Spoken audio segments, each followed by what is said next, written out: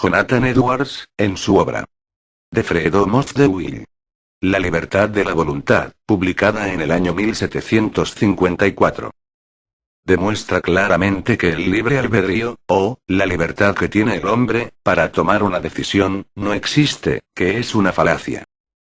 Esta verdad fue revelada en las Escrituras por Dios, y fue predicada fervientemente, por los apóstoles, y por la Iglesia primitiva, y los santos que nos precedieron en los más de 2000 años de cristianismos, y no es un conocimiento de vanguardia que la ciencia ha creado.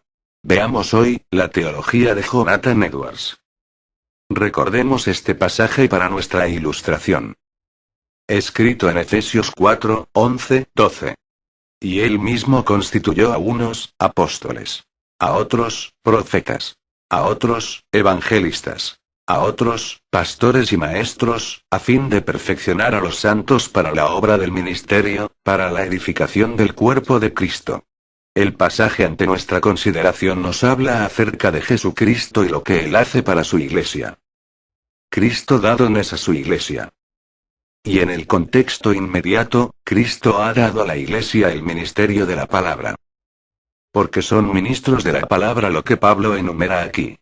Y el Cristo constituyó a unos apóstoles. A otros, profetas. A otros, evangelistas. A otros, pastores y maestros.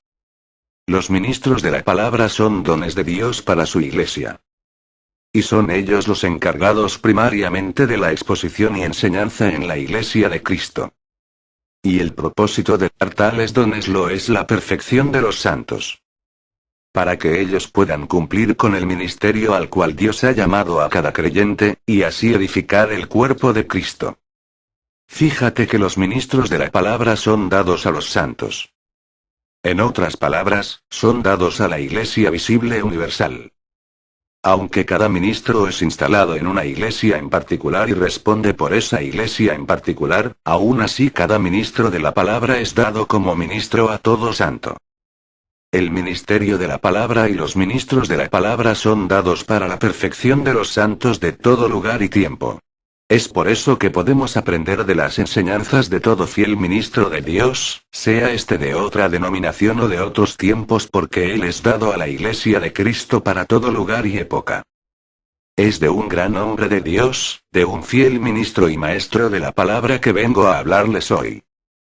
Quisiera hablarles acerca de la teología de Jonathan Edwards. Jonathan Edwards nació el 5 de octubre de 1703. Este 5 de octubre pasado se celebró el 300 aniversario de su natalicio. Pero, ¿por qué es importante este ministro de Dios? Porque él fue y es un gran don de Dios para su iglesia. Jonathan Edwards es considerado como tal vez el más grande filósofo que ha dado la nación americana. Y sobre todo como uno de los más grandes teólogos y maestros dado por Dios a toda la iglesia cristiana por espacio de 2000 años. Y eso es mucho decir.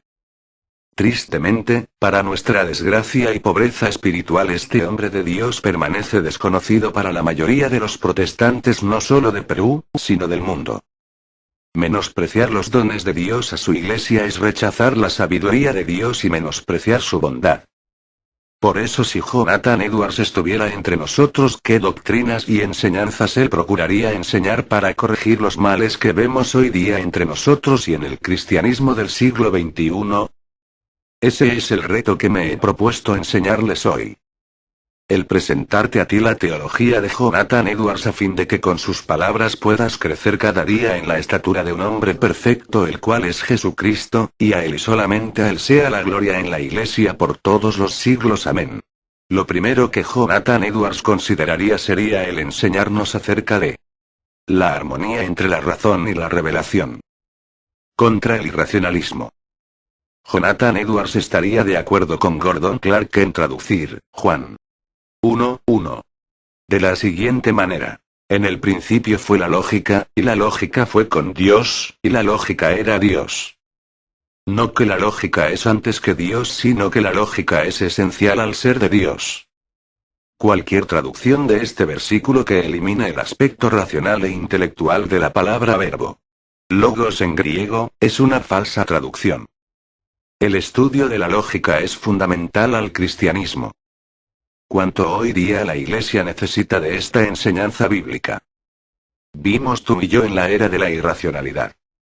Y el cristianismo del siglo XXI ha abrazado tal mentalidad. Dicen por ahí, no me hables de doctrina, háblame del amor. No soporto un sermón expositivo. Quiero danzas, drama, pantomimas, algo nuevo y divertido para venir a la iglesia. No hables de lógica o racionalidad, porque la lógica no tiene nada que ver con Cristo. Siempre predicando de doctrina, doctrina, doctrina, parece que no tienen otra cosa que decir. De Jonathan Edwards podemos aprender que hay una perfecta armonía entre la razón y la revelación. La Biblia y su verdad no contradice los principios de la lógica. Todo lo contrario. La Biblia afirma esta verdad. ¿Por qué? Porque Dios es un ser de absoluta racionalidad. Dios piensa. Y a menos que pensemos que Dios no piensa coherentemente, debemos postular que Dios piensa lógicamente. De aquí que toda su revelación es coherente y lógica. No hay ninguna doctrina que sea contraria a la razón, aunque hay doctrinas que son sobre la razón. Reconocemos la insuficiencia de la razón como sustituto para la revelación. La razón, aunque no es contraria a la revelación, tiene sus límites.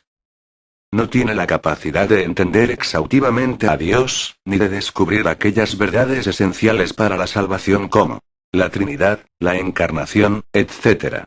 Aunque para Edwards, la Trinidad es una verdad visible a la desnuda razón. Edwards rechazó la teología de la paradoja. Para la neoortodoxia, la contradicción es la marca del cristianismo.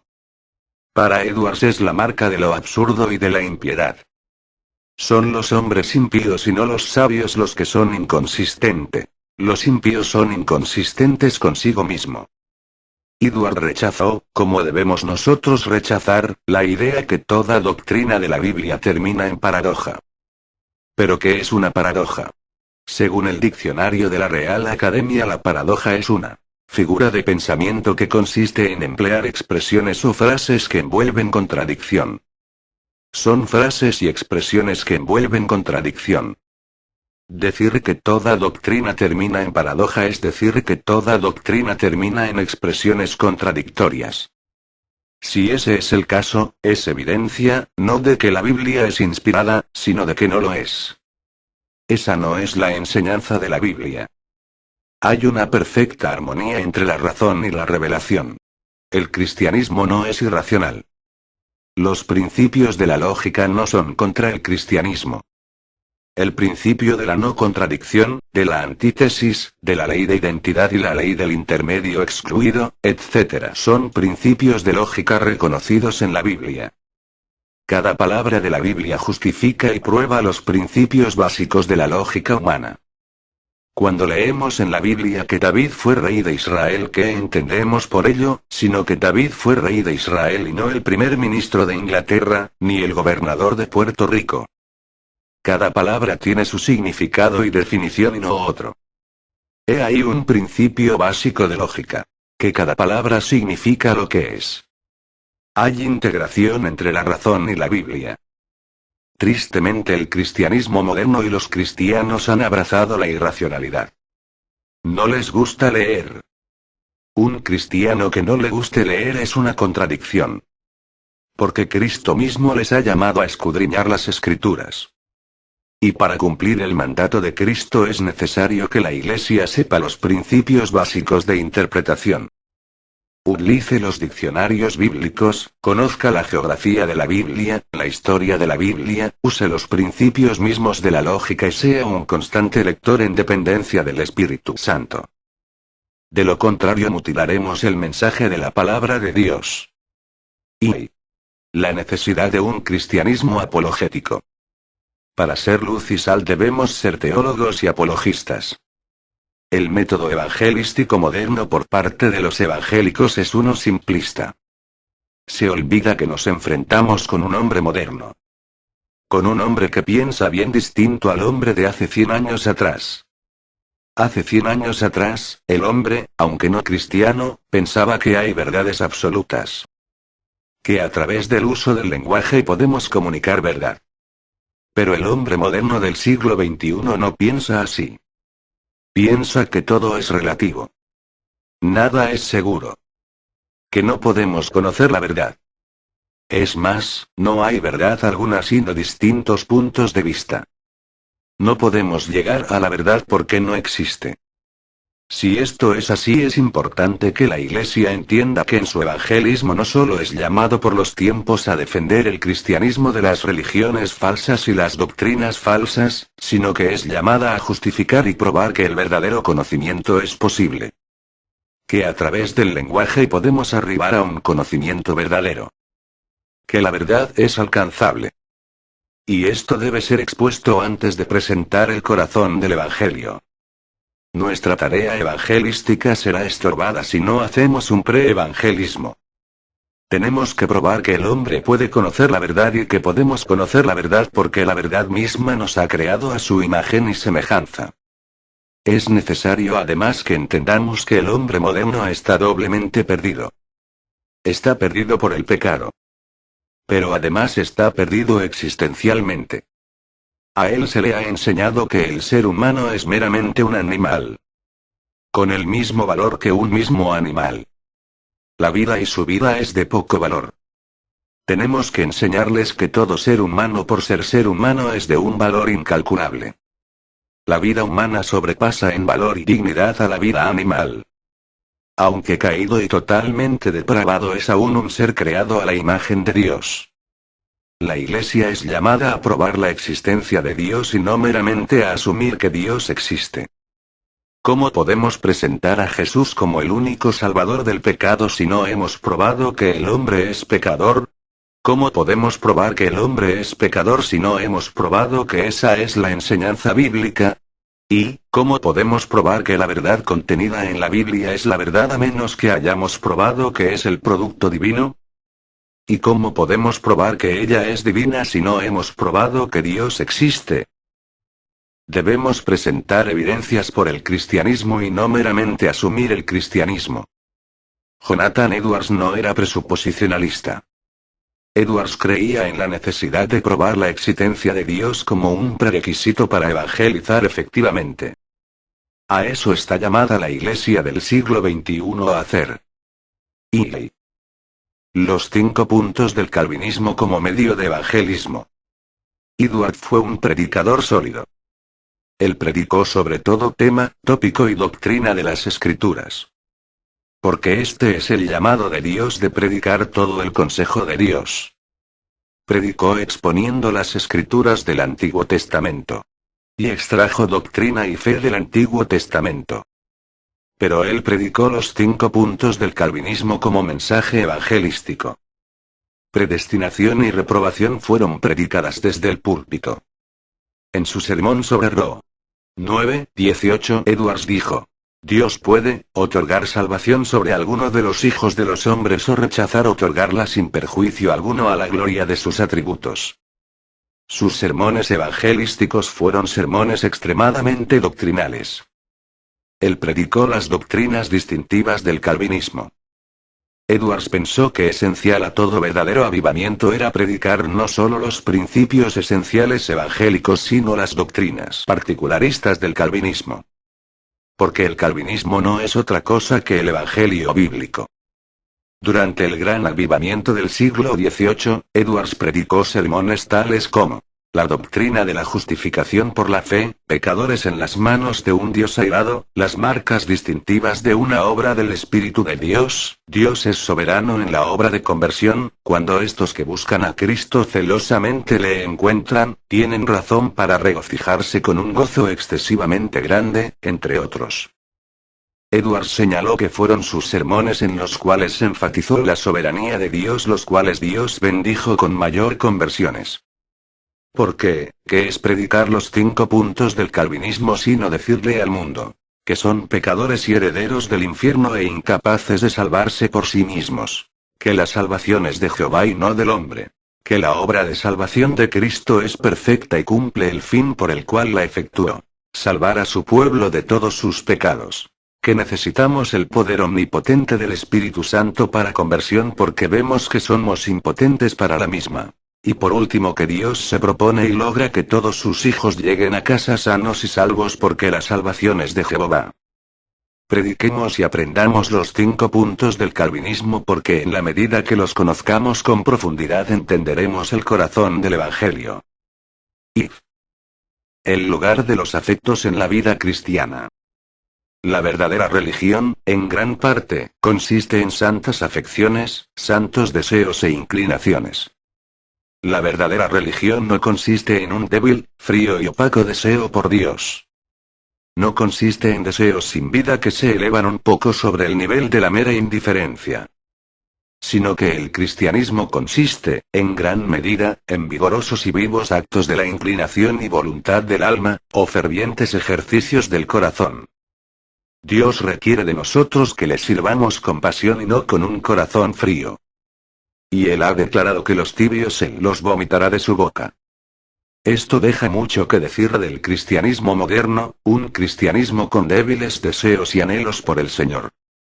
Donde faltar a la iglesia por ir a la playa, pasar los días sin orar o leer la Biblia, donde el no enseñarle el catecismo a los hijos o a mí mismo es algo común en muchos profesantes cristianos. Con cuánta frialdad se adora de Dios aún en las iglesias donde se hace mucho ruido. Olvidando que la verdadera religión no consiste en el ruido que se hace sino en la consagración del corazón y la diligencia y sinceridad con que se sirve a Dios y al prójimo. En Romanos 12:11 Dios demanda que seamos fervientes en espíritu. Y en Deuteronomio 10:12 que le sirvamos con todo el corazón, y con toda nuestra alma. Dios no puede demandar menos que esto. Si nosotros no somos fervientes en nuestra religión, y nuestras voluntades e inclinaciones no son fuertemente ejercidas, no somos nada, dijo Edwards. En 2 Timoteo 3:5 la verdadera religión es llamada el poder de la piedad distinguida esta de la mera forma de la piedad. Fíjate en el término de vigor usado por Pablo. Es llamado poder. El Espíritu de Dios es un espíritu de santas afecciones o deseos y por tanto en 2 Timoteo 1:7 es dado a todo creyente como un espíritu de poder, de amor y de dominio propio. Los creyentes son bautizados con el Espíritu Santo y fuego, en señal del poder y fervor y pureza de sus afectos por Dios. ¿Con cuánto fervor le sirves al Señor? ¿Cuán frío o tibio le adoras? Si esa es tu condición, quiero que sepas que no andas bien con el Señor. Arrepiéntete y busca su rostro en Cristo Jesús. La relación entre la justificación y la santificación. Jonathan Edwards creía firmemente en la necesidad de las buenas obras para la salvación. Es más, él creía en la necesidad de las buenas obras para la justificación. Explico. La condición del nuevo pacto para la justificación es la misma que la del pacto de obras. Obediencia perfecta. El nuevo pacto tiene su fundamento en el pacto de obras que Cristo vino a cumplir en el lugar de su pueblo. ¿Qué queremos decir con esto? Edwards creía firmemente que nuestra salvación reside única y exclusivamente en Jesucristo. Ni siquiera es la fe la condición de justificación, en un sentido, sino la justicia de Cristo. Los méritos de su obediencia y muerte sacrificial. Es porque Jesús cumplió todas las exigencias del pacto de gracia por nosotros, sus elegidos, que nuestra salvación reside, no en la fe, sino en la persona y obra de Jesucristo. No son nuestras buenas obras la base y fundamento del perdón de nuestros pecados. Dios no perdona los pecados de un pecador por sus obras de justicia, por su piedad o cualquier virtud evangélica hecha por sus vidas. Ni siquiera por obras de justicia hechas por nosotros para la gloria de Dios y hechas en el poder del Espíritu Santo. Esas obras no pueden comprar la salvación, ni merecer la salvación. Porque por las obras de la ley ninguna carne será justificada. Toda la santidad que puedas tener y las buenas obras que puedas realizar, nada de eso logrará merecer el perdón de pecados y la adquisición de un título a la vida eterna. Necesitas la justicia de Cristo. Necesitas que se acredite a tu cuenta la obediencia activa y pasiva de Cristo, su justicia. Necesitas poseer a Cristo. Sin poseer a Cristo y su justicia jamás heredarás el reino de los cielos, aunque hayas vivido una vida ejemplar en medio de la Iglesia de Cristo. Solo Cristo nos salva. Solo su sangre nos limpia de pecados. Y solo son salvos los que poseen a Jesús. Los que están unidos a Jesús. Pero Edwards enfatizó que a la luz de la Biblia uno posee a Cristo y se hace uno con Él para la justificación de su alma a través de una fe viva. Una fe que obra. Una fe que inmediatamente obra. Creemos en la justificación por la fe solamente y no por las obras de la ley. Pero creemos que solo una fe viva es la fe que nos une a aquel que nos salva. No toda fe en Cristo une a una persona a Jesús para salvación. La fe histórica no une a Cristo para salvación. La fe milagrosa no une un alma a Cristo y lo hace un planta con él para justificación. Ni la fe temporera, de aquellos que creen por un tiempo y nada más, les salva. Solo una fe viva que obra, es la fe que nos une a Cristo para salvación. Es por eso que decimos que las buenas obras son necesarias para la salvación porque aunque no somos salvos por las obras nadie es salvo sin obras, ordinariamente hablando. No debemos separar la justificación de la santificación. Hoy día esto es lo que se hace. Hoy se separa la justificación de la santificación. Debemos distinguirlas pero no separarlas. Porque cuando se enseña que nuestras buenas obras son dejadas a la libertad del creyente, y que son una opción del creyente, o como dicen los dispensacionalistas que éstas se manifestarán eventualmente en el creyente, entonces hemos falsificado el Evangelio. No podemos hablar de justificación sin hablar de santificación. Nadie debe esperar heredar el reino de los cielos si no hay santificación en sus vidas evidenciada por las buenas obras. Que esta es la enseñanza bíblica lo vemos en varios pasajes. 1. Mateo 7:22 es el que hace la voluntad del Padre quien es salvo. ¿Acaso dice Cristo que somos salvos por las obras? No, jamás. Pero jamás conocemos la fe salvadora sino por sus frutos de justicia. 2. Mateo 19:16-22 ¿Qué haré para heredar la vida eterna? Los mandamientos sabes. ¿Acaso enseña que somos salvos por las obras? Jamás. Pero nadie debe esperar salvación si no obra por amor a Dios, porque ellas son la evidencia de ser ya salvos. Esa es la enseñanza bíblica. Y esa es la enseñanza de la teología reformada. Veamos. 1. Witsius. Ninguna fe justifica sino la que es viva y fructífera en buenas obras. 2. A. Odge. ¿En qué sentido son las buenas obras necesarias para la salvación? Como los frutos necesarios e invariables, tanto del cambio de relación cumplido en la justificación y el cambio de naturaleza cumplido en regeneración, aunque nunca como la base meritoria o condiciones de nuestra salvación. 3. Turretin. ¿Son las buenas obras necesarias para la salvación? Nosotros, los reformados, lo afirmamos, aunque podemos decir que las obras no contribuyen en nada para la adquisición de la salvación, todavía deben ser consideradas necesarias para el alcanzar de esta, así que ninguno puede ser salvo sin estas en el sentido ordinario. 4. Ep. Petrus van Maastricht. Los reformados niegan la necesidad de buenas obras para obtener el derecho a la vida eterna. Ciertamente si echas las buenas obras con esta intención de obtener el derecho a la vida eterna decimos que en consecuencia estas son actualmente malas y perniciosas. Pero declaran los reformados que ellas las buenas obras son necesarias por prescripción divina para el recibir la posesión de la vida, como condiciones sin las cuales Dios rechaza otorgar salvación sobre nosotros. 5. CFW. Las buenas obras, son los frutos y evidencias de una fe viva y verdadera. La fe, que así recibe y descansa en Cristo y en su justicia, es el único instrumento de justificación. Aunque no está sola en la persona justificada, sino que siempre va acompañada por todas las otras gracias salvadoras, y no es fe muerta, sino que obra por el amor. ¿Cuánto necesitamos entender esta gran verdad? Cuando la Iglesia ha sido pobre en buenas obras producto de una distorsión de la doctrina bíblica de la justificación por la fe. Se nos acusó desde el principio que nuestra doctrina de sola fides promovería la inmoralidad y la ausencia de buenas obras. La doctrina correctamente entendida jamás promueve tal cosa. Nadie debe esperar heredar el reino de los cielos sino aquellos quienes Dios ha perdonado sus pecados por la fe y lo han probado con una vida de santidad. B. Aplicación. Pero todo esto nos debe llevar a Jesucristo. Solo Él ha muerto por nuestros pecados. Jonathan Edwards no murió por mí. No somos salvos por Edwards sino por Cristo.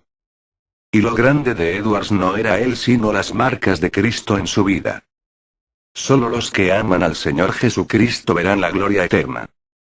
No importa cuánto conoced de teología reformada si no conoced a Jesús y el poder de su resurrección, nada de lo que sabes te servirá para algo. Para nosotros Cristo lo es todo y el mundo y los hombres son nada.